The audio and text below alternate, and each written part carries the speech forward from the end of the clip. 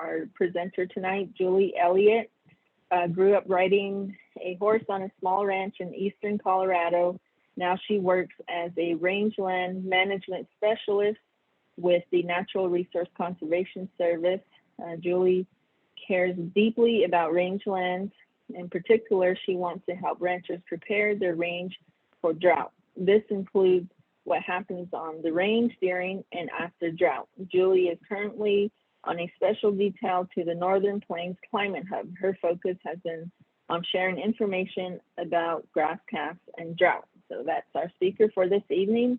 Julie, thank you, and I'll go ahead and turn the floor over to you. Thank you. All right, thank you very much for that introduction, and thank you also for inviting GrassCast to be part of this informative series. I've been able to attend the last 2 sessions, so have really enjoyed it and have picked up some new pieces of information as well. So tonight I'm going to visit with you about GrassCast and how it can help you anticipate drought on rangelands. GrassCast is made possible through the Northern Plains Climate Hub through a collaboration of USDA, or the U.S. Department of Agriculture, several universities, and the National Drought Mitigation Center. Just in case you're not familiar with climate hubs, although Climate Hub, the Southwest Climate Hub is part of this series, the hubs were created in 2014 to help support resilient working landscapes and agriculture production in the face of this increasing weather variability and changes that are happening. There's a network of 10 hubs across the country. We partner with several agencies, including the USDA, Cooperative Extension, numerous universities, the U.S. Department of Interior Climate Science Centers, U.S. Fish and Wildlife Service, the National Oceanic and Atmospheric Administration, or you probably might know them better as NOAA, and several tribal organizations. If you'd like to just investigate climate hubs, why I have the general website up there at the top. And there's also access to the newsletters for all the different climate hubs. So if you want to see what the Caribbean Hub is up to, why you can go to that link and find the Caribbean Hub newsletter. Relevant for this group, why there's the Southwest Climate Hub, and I have a link there for their podcasts, webinars, and videos. And I didn't know if maybe there might be some folks from the Southern Plains on as well. So I included their link for you there at the bottom of the page. Grass growth is a complex process that hinges on getting the right amount of moisture at the right time. But we all know weather forecasting is challenging, especially for rainfall.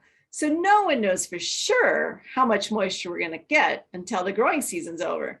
But in the meantime, if signs of drought start to emerge, there can be costly consequences for waiting too long to reduce livestock forage demand in the hopes that the grass will grow. Cattle markets can fall, hay markets can rise, and rangelands can be damaged in ways that last for years or even decades. This delayed action has negative effects on the rangelands, as well as the animals, the livelihoods, and the culture of the people living there. Therefore, GrassCast was created to try to help us see what grass production might be lying ahead in the coming growing season. GrassCast works by taking the soils information, combining that with the plant communities growing on those soils, and the past weather data, squashes it all together to create a current soil water profile. It then adds in future possible temperature and precipitation scenarios to create a total production prediction. But forecasts aren't always correct, as we all know. So GrassCast uses 3 possible weather scenarios instead. What if rainfall is above normal? How much grass production might we expect in that case? What if it's near normal? If we could just see a normal year, what is near normal production? And what if the spigot shuts off, as you all experienced so soundly this spring, and we have below normal precipitation? How much grass production might we expect in that case? And presto, we have GrassCast maps. Now, there are a lot of colors here, and it can seem pretty darn overwhelming. So don't panic or shut down on me. I will take it all apart and walk you through understanding these maps so they're meaningful. For now, let's just suffice it to say the maps are telling us, based on the observed weather to date, plus future weather scenarios, we expect grassland productivity in your area to be some percent higher or lower than your area's 36-year average.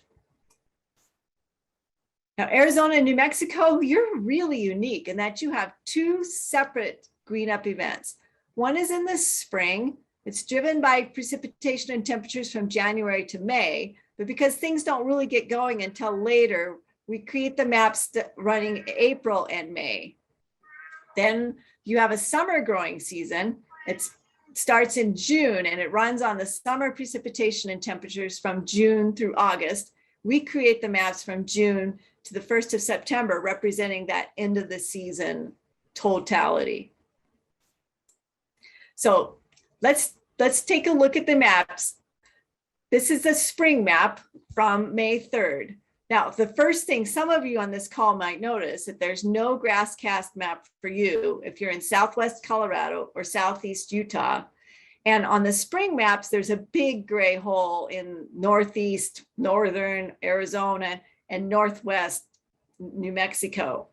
Southwest Colorado and Southeast Utah, yeah, we know that the soils and the vegetation and the climate weather information or climate weather patterns don't just hard change at the state line, but we also don't have the resources to figure out where that change occurs. So we just stop the forecast at the state lines. Northeast Arizona and Northwest New Mexico, we discovered last year that the statistical relationships between precipitation, the plant water use, and the resulting plant growth are just really too poor in the spring to be making a forecast with any acceptable level of confidence. It's like flipping a coin. We don't want to throw out a map out there and give some impression that we might have some confidence level in it, when really you could come up with the same answer with just a coin flip. The team is really, really grateful for the data from the Navajo Nation, and we're working through that data to find the good relationship that can be built into the spring model and hopefully even improve the summer one for the future. Lastly, GrassCast only works in grass-dominated landscapes, so it doesn't work in tree or shrub-dominated landscapes. So if you're in areas or parts of New Mexico or Arizona that are tree-dominated or shrub-dominated, even though maybe there's a GrassCast map, I wouldn't put a whole lot of stock in it because it really doesn't work well in those situations. With that aside, now we understand the gray. All right, let's talk about the legend. So these maps are telling you what the model expects the end of season production to be compared to the long-term 36-year average vegetative production. Red and yellow is below average production. The green hues are near average, so plus or minus 5%. And the blue hues are above average, so expecting that there'll be above average production for those areas at the end of the growing season. GrassCast is not telling you what's out there now. GrassCast is looking to the end of the year to help anticipate just how much production might we expect through the entire season, not what's out there today. So let's take a look at the summer maps. Or no, let's take a look at the map and walk through the process of understanding. So you can see a black square box there in San Miguel County, New Mexico. On the left-hand side is the above normal precipitation scenario. In the middle is the near normal precipitation scenario. And on the right-hand side, below normal precipitation scenario. So we'll start on the optimistic side, May 3rd. What did we see? Well, the GrassCast expected that most of that box in there would be a green color. And if we look at the legend, we can see that light green says that correlates to 5% more or less pounds per acre. So more or less right about average production if there was above normal precipitation. We'll move to the middle. If there was near normal precipitation, we can see that box turns mostly yellow. If we look at the legend, we can see the legend correlates to 5 to 15% less pounds per acre than the long-term average. And on the right-hand side, spigot shuts off, which unfortunately is what you experienced Below normal precipitation, grass cast expected of 15 to 30% less pounds per acre than the long-term average. All right, spring is in the books, spring is done. Let's see what the summer maps are looking like. Oh, here's the summer map, came out June 28th last week. We create new maps every 2 weeks, so there'll be a new map coming out next week on Thursday. We're going to look at Apache County in Arizona.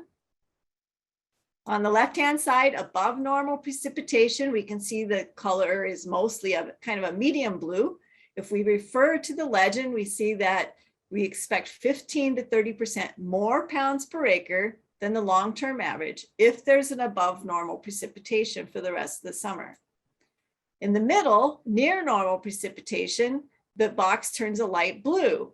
And we look at the legend that's telling us that we expect 5 to 15% more pounds per acre than the long-term average. But we know drought likes to come along. So let's look at the below normal scenario. The box turns mostly yellow. Again, if we refer to the legend, it tells us we expect 5 to 15% less pounds per acre than the long-term average. Okay, that's great. We have this range, but how do we know which one to kind of put our stock into? Which one should we be leaning towards? The way these maps are made is we take the last 36 years and we stack them wettest to driest. Then we take the top 12 wettest years, smash it all together to create an above normal precipitation scenario. We take the bottom 12 years, smash them all together to create a below normal precipitation scenario. And those middle 12 years, they create the near normal precipitation scenario. So you can kind of think to yourself, given the precipitation patterns that you've experienced, given where the rangeland is right now, given what's happened so far, what's the likelihood that you could end up in one of the 12 wettest years of the last 36? What's the likelihood you could end up in one of the 12 driest years of the last 36? Sometimes you can have a pretty strong feeling about which way you're headed.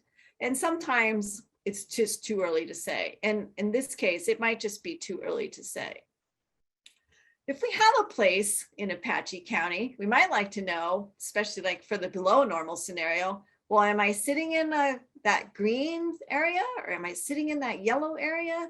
Or it looks like there's an orange box in there. Am I bad enough to be in that orange box? Unfortunate enough to be in that orange box? Well, you can zoom in on GrassCast.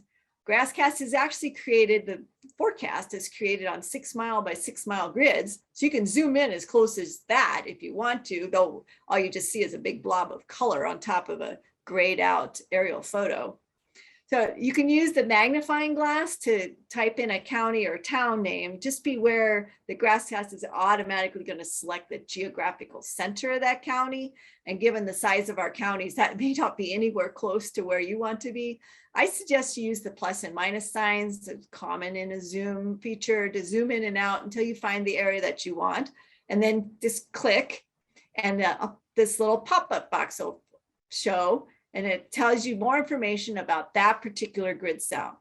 So the maps are arranged just like we've seen before, with above normal precipitation on the left, gradating down to below normal precipitation on the right. So let's take a look and see what it says for this grid cell I selected. So it's saying above normal precipitation, the production is expected to be 22% more than the area's long-term average. Well, hey, that's pretty great.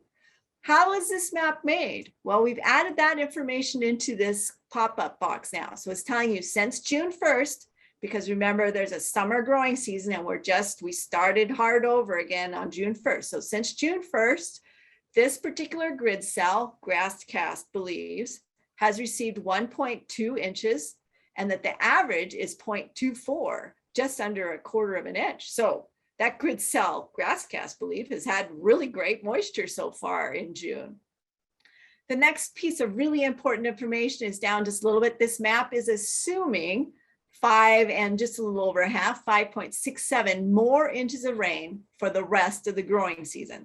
That's what's been put into the model to build this prediction or forecast. All right, let's not be quite so optimistic. Let's look at the near normal production. What do we expect there? Well, for this grid cell, we can see it's a light blue, and it's 10% more is what GrassCast is expecting for that particular grid cell, 10% more production than the area's long-term average. That grid cell still has received 1.2 inches, the model believes, out of an average of 0.24 inches by this time of year, the model believes. The model's adding in another 4.15 inches of rain for the rest of the growing season to create the prediction for the near normal forecast. What if the spigot shuts off? What happens then? Well, GrassCast is suggesting that for this grid cell, it would be wise to expect a reduction of 9% less production than the area's long-term average. We've still received the same amount of moisture, and we still have the same long-term average, but the map is now built on 2.4 more inches of rain for the rest of the growing season.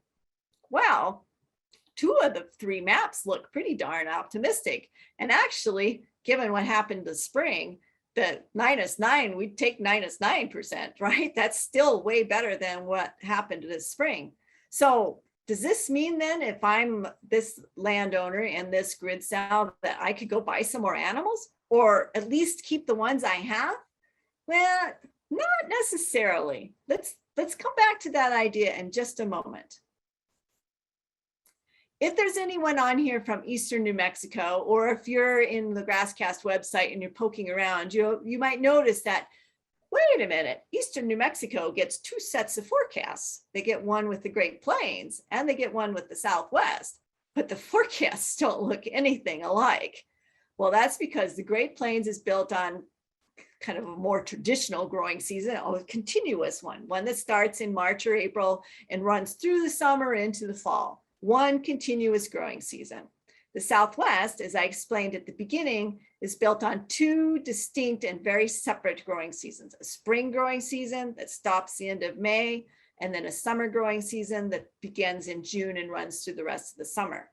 So it has 2 different maps, because the Great Plains maps is built on this idea that the growing season started, we're already halfway-ish through. A lot of the trajectory has already been set, and it's pretty hard to change that truck because it's been gone down the road too far. Whereas on the Southwest, we're just at the beginning of the growing season. So there's still a lot of room for things to change, positive or negative. So I hope that explains why we have the 2 maps. So you, as a landowner or a grazer, if you're in Eastern New Mexico, you have to decide, well, do I have a continuous growing season? Starts in the spring with those early season grasses, blends into the summer grasses, and if we have a great fall, those early spring grasses might green back up again. Or do I have 2 distinct and very separate growing seasons where I have grasses that grow, they definitely stop, and then we start a new growing season for the summer? All right, back to that question that came up at the Zoom map about stock numbers. Can I keep my stock? Can I buy some more? There are a lot of great tools out there that can help us make decisions. So we recommend that you not put all your eggs into one GrassCast map basket. The GrassCast maps come out every 2 weeks, so watch the trend in all 3 maps.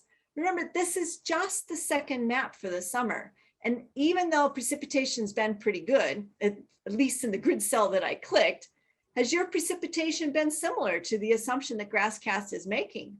Will more rain fix a drought situation if you're in one? And if your conditions are currently good, or at least acceptable, will less rain put you into a drought situation? Watch the drought monitor, which reflects the past and current climate conditions, precipitation, temperature, evaporation, stream flow, etc. We heard about the drought monitor last week. The authors actually use over 100 different maps and pieces of data to put the drought monitor maps together. So there's a lot of information going into it, and Rangeland is not the driving force behind drought monitor. Lots of people use the drought monitor, although USDA uses it the most. It doesn't reflect the lingering effects of drought on the range. A severe drought one year impacts grass growth the next year, even if the rains that following year are terrific. I like to think of Drought Monitor as most helpful for grazers on the front end of drought, seeing drought develop, seeing drought come along, rather than seeing it fade away, because the impacts of drought carry long past when the rains start to happen. There's also another remote sensing device called, or site called VegDry. It's a weekly look at vegetation stress, how green or dry is the vegetation at the time of the satellite photo. It can help you get the bigger picture of what's going on in the area. And it helps you also get past that intoxicating kind of effect that green has on us. Oh, grass is green, so it's all terrific. And this VegDry helps us to see that maybe it's not as green as it looks like to us standing on the ground. Green, by the way, tells you that grass is photosynthesizing. It doesn't necessarily mean that it's growing. Grass can be green and it can sit there at the same height for weeks or months at a time if it's getting just enough moisture to keep it alive, to keep it from going dormant, but not, conditions aren't good enough for it to actually start putting on growth. There's many other tools out there that you might find helpful. There's a lot of remote sensing and computer-based models out there now. If you're interested in those types of things, feel free to reach out to me. I'd be happy to point you in the direction of some tools that you might find interesting if that's something that you like. But none of these tools should override your local weather data and your experience. You've still got to use your on-the-land monitoring and observations and constantly be analyzing what happened last year or last month or even last week. And how has that affected the rangeland? And what are you going to do about it? If you're using a rotational strategy, how's it working out? Are you able to stay as long as you thought you would and leave the amount of grass that you want to? Or are you having to move out early? Or on the better side, are you able to stay longer than you expected and still have ample forage left behind? Combine all of these tools together to help you see what might be coming. As much as we want you to use GrassCast, we do not want you to misuse GrassCast. Sources, combining sources like Drought Monitor, GrassCast, VegDry, they can all help on a broad scale, but you have got to spend time out on the range, really looking at what's going on. GrassCast and all these other tools is not a substitute for going to your pastures. You know, driving by at 50 miles an hour, 55, 60, looking out the side window, how do things look out there? Or even when you're just driving out on the range, checking salt and mineral, checking on your water, checking the health of your rangeland or your cattle. You've got to get out of your vehicle, off your four-wheeler, off your horse, and get your boots and your eyes on the ground. You've got to walk the range so you can really see what's happening with the grass. And here's, I'll illustrate why. Here's two pictures. They're the same place. This first picture, we're looking across, it's the end of May. Looks pretty dandy, doesn't it? Especially if you consider that it ended the year last year 50% behind on precipitation, and it's already 70% of normal at this point. But in the middle of that view shot, or in the middle of the top picture, you walk out there and look down, you get a whole different view, don't you? That's my pickup key there, just to the left and up of center for scale. So you can see when you're looking down, it doesn't look the same as when you're looking across. GrassCast does not know the difference between desirable and undesirable plants. It doesn't know if you have annuals or perennials, if you have weeds out there, if they're noxious or not. So you've got to know what's out there and adjust those GrassCast estimates accordingly. GrassCast sees the world in 6 mile by 6 mile squares. It doesn't know if your pasture got more or less moisture. It doesn't know if it's more or less vulnerable to drought than your neighbors. It doesn't know the grazing history out there. GrassCast doesn't know if you even have vegetation out there. Maybe it all blew away in the drought or wind last year, winter, this spring. It doesn't know if the grass that's out there is 2 inches tall or 6 inches tall. It doesn't know how much rain your pasture got compared to the weather stations it's triangulating off of to create the forecast for your particular grid cell. And it doesn't know if the rain that fell soaked in, if it ran off, or if it evaporated up into the air. Therefore, grass cast alone or any of these remote sensing devices cannot be used by federal or private landowners to make management decisions.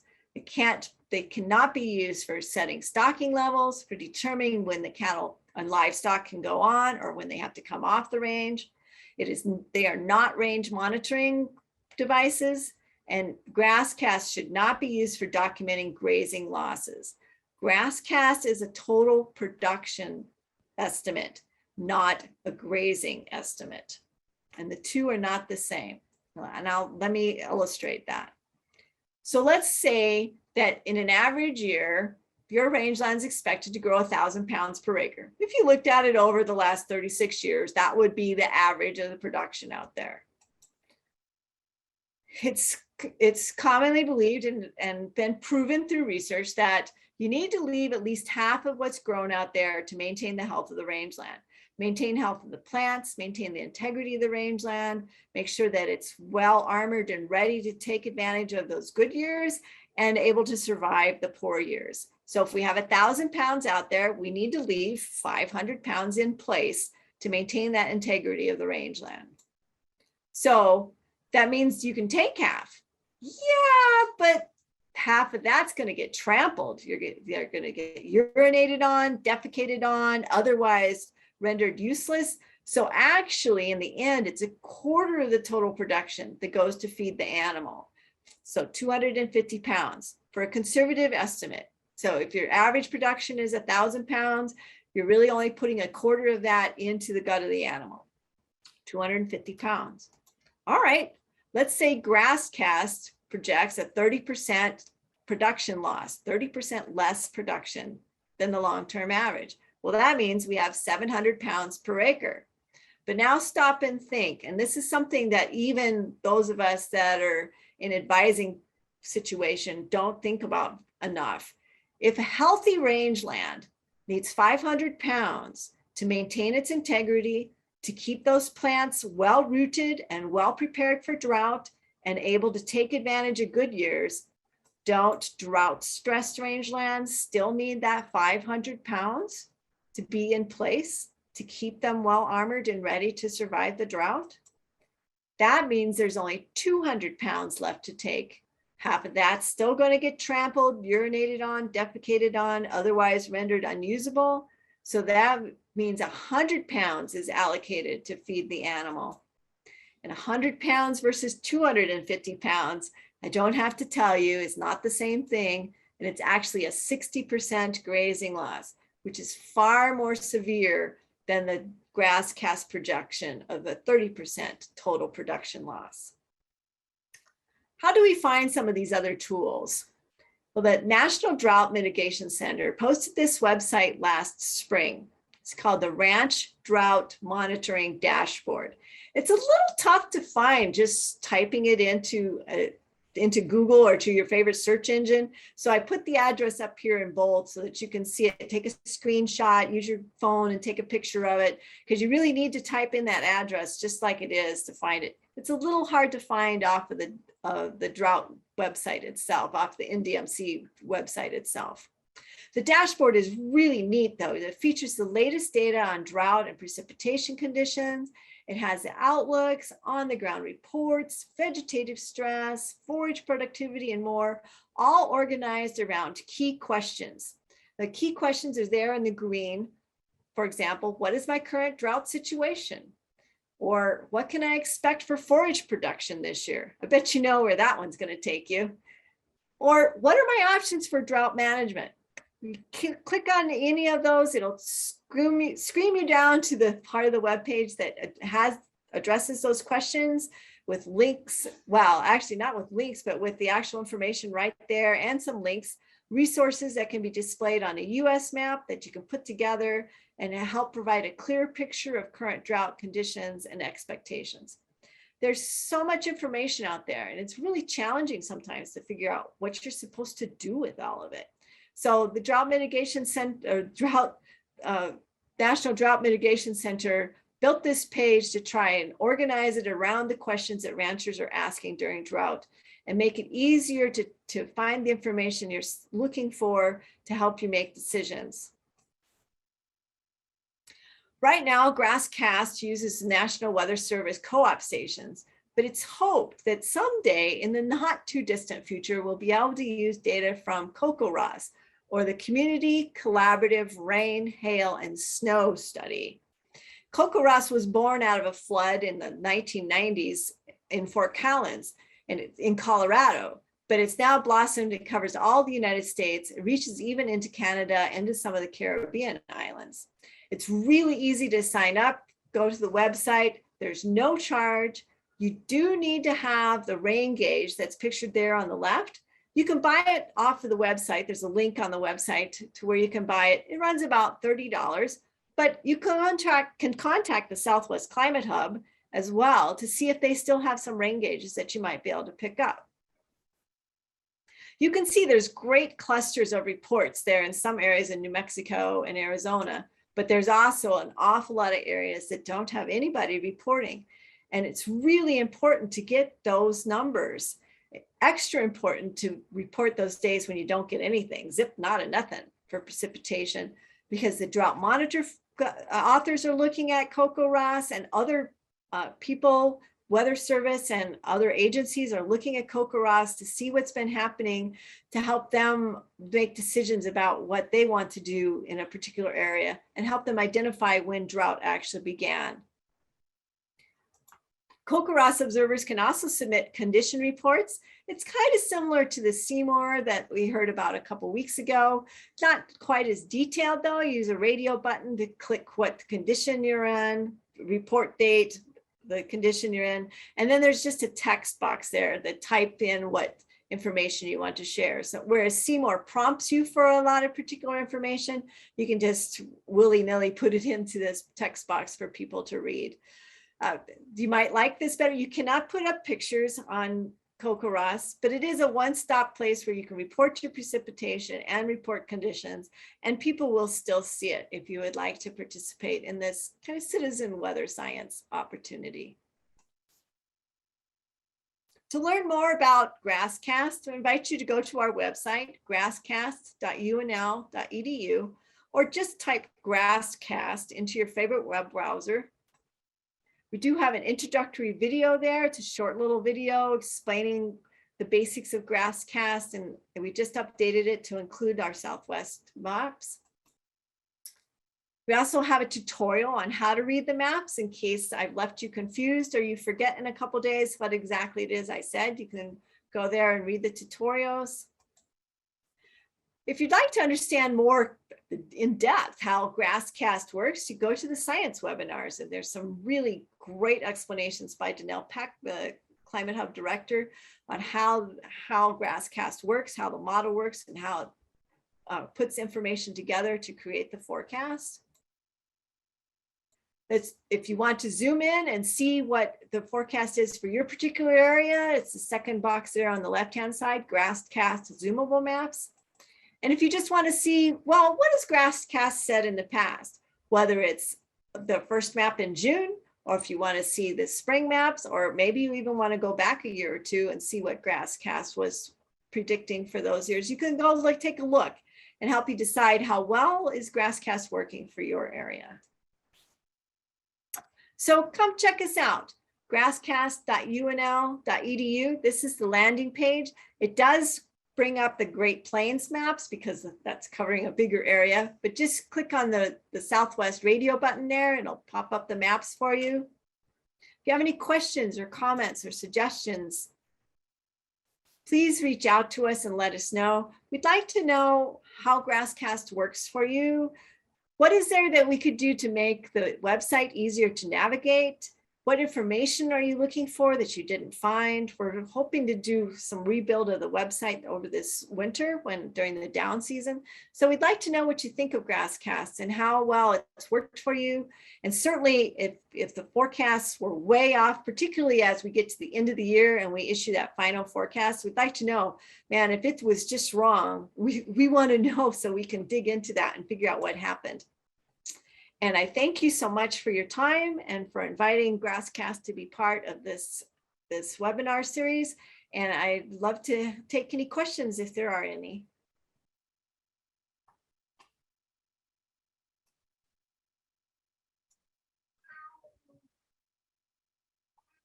Okay, thank you, Julie. If you guys have any questions, you can go ahead and raise your hand or unmute yourself. Um, so in the meantime, how can producers get involved? With Kokoraz and Seymour, you create an account and you report, what's in your local area, the rainfall, and also how it looks around you. How can producers assist with grass cast? I will say these are really good rain gauges. They're the best rain gauge you can get without having the official Weather Service rain gauge. They did a lot of studies with different types of rain gauges, and this was the one that they found to most closely or to give the closest results to their big fancy rain gauges that they have out on their weather stations. So it is a good rain gauge. I've had mine for a number of years now. Mine's been lucky. It's never been through a 4-inch hailstorm. So I think that would probably do the gauge in, but they do last a very long time. And they have the inner tube, which just holds 1 inch, but then there's an outer tube. So between the two, you can hold up to about 11 inches of rain in there. If this is going to be a rain gauge or in a site where you won't get to very often, that funnel really reduces the evaporation by quite a lot. But you could put a little bit of vegetable oil in there to just help reduce evaporation even more. But I had to be gone for about 6 weeks this spring, and we had unfortunately about the only rain that we've had in the northeast corner of Colorado, and I lost 0.05 of an inch out of that inner tube. And I know that because there was water in the outside tube where the inner tube had overflowed into the outside tube, but the water was down 0.05 from that overflow spout. So it's a very good gauge. Even if you don't want to report to Kokoraz, you can just go to the website and say, sign me up, and you'll get the link without actually having to sign up. You can get the link to get the rain gauge. And I did notice in the chat, someone bought theirs off of Amazon for about $45. So.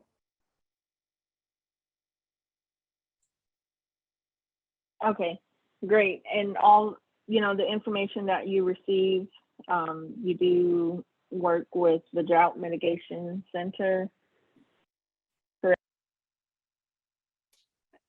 Can you repeat the question? I don't quite understand, Helena. Okay. No, this is Jessie. Oh, Jessie, the sorry. Information, you're fine. With your maps that are on GrassPass, you get the precipitation from the Drought Mitigation Center or Kokoraz or both. That part was unclear on my part.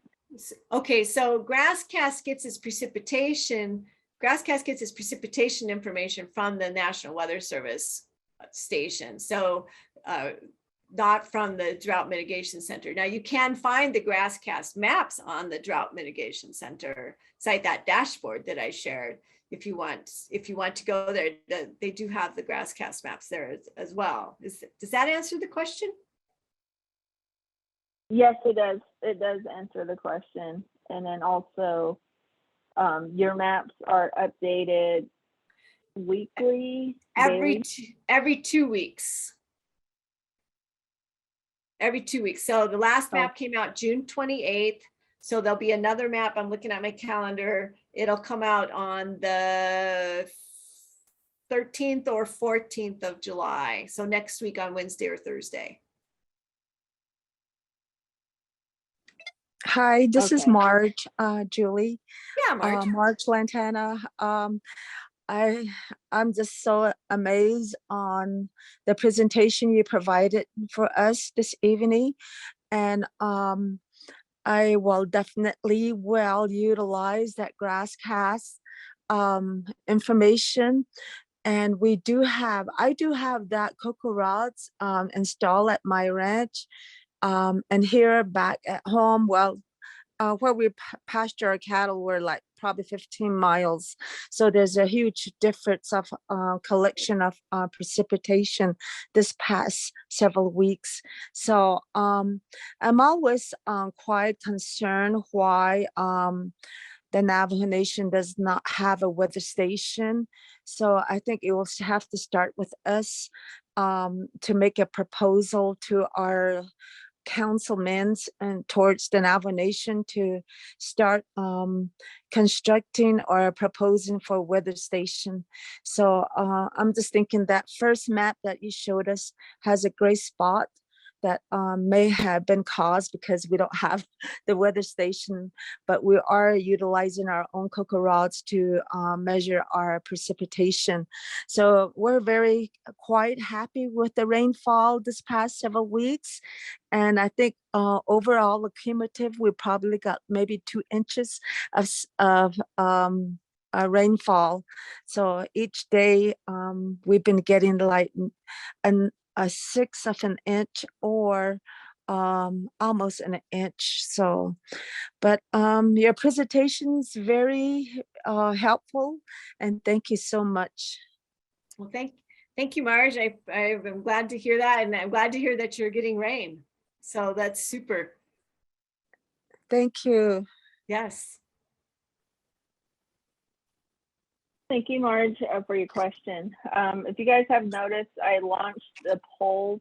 You know, if you guys can get that filled out and get it back to us, that helps us a lot. Thank you, Julie, and thank you, everyone, for joining us this evening.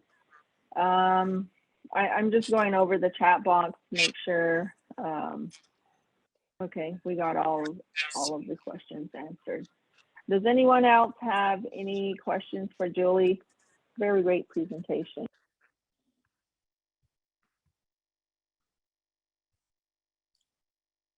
Okay, I'm going to go ahead and give everybody a couple of minutes to get the poll filled out. And thank you again, Julie, for your presentation. It's very informative and interesting. This is the first time that I have heard of GrassCast, aside from, you know, planning this event. And so, you know, it does help if you have some maps to look at, you know, to compare good years to your current situation and what could happen. And so, especially with range managers and, you know, ranchers across the Navajo Nation, gives us a better idea of what to look forward to, plan ahead, and I guess roll with the punches. There is one more comment. Okay, great presentation. So with that, thank you, Julie, and thank you everybody for joining us this evening. Join us next week. Go ahead. Go ahead. And I just want to say that between myself and Dave Dubois, we do provide Kokoraz trainings. And here at the Southwest, we do have some gauges. So if you're interested, right there's my email, let me know. And we can set it up through Zoom as well.